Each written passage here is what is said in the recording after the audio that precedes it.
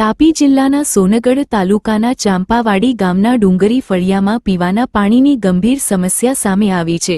ગ્રામજનો દ્વારા પંચાયતના બોરમાં મીટર મુકાવવા બાબતે સરપંચને રજૂઆત કરવામાં આવી હોવા છતાં યોગ્ય જવાબ ન મળતા મામલો ગરમાયો છે।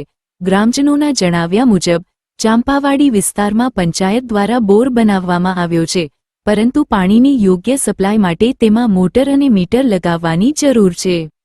આ અંગે ગામલોકોએ સરપંચશ્રીને અનેક વખત જાણ કરી હતી, તેમ છતાં સરપંચે આ બોર અગાઉના સરપંચે કરાવેલો છે, તેથી મીટર મૂકવાનું કામ મારું નથી કહીને જવાબદારીથી પલાયન કર્યું હોવાનું ગ્રામજનોએ આક્ષેપ કર્યો છે।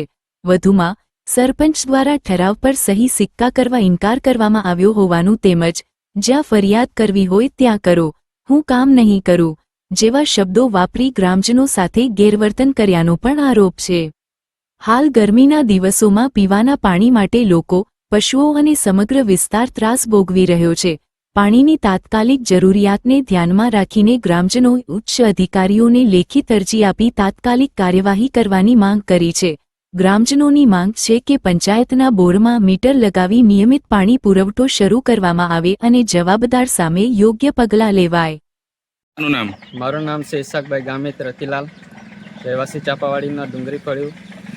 અમને પાણીની સમસ્યા છે। અમને 15 ઘર છે, 15-20 ઘર એના સરકારી બોર મૂકેલો છે અને સરપંચશ્રીને અમે કીધું કે અમને મીટરની વ્યવસ્થા કરી આપજો, તો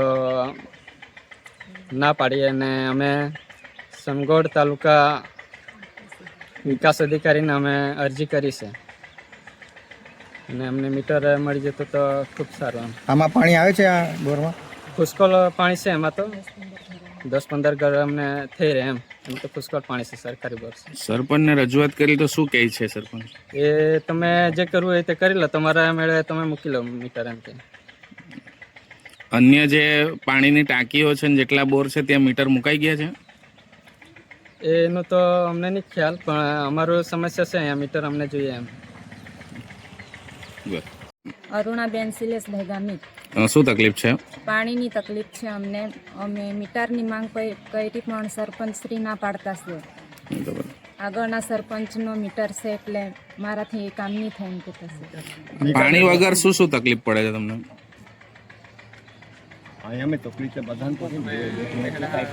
પાણી તો ભેંસને પીવડાવવાનું, માણસ ના ભરવાનું। અમે તો 10-15 ઘર પાણી ભરીએ એટલે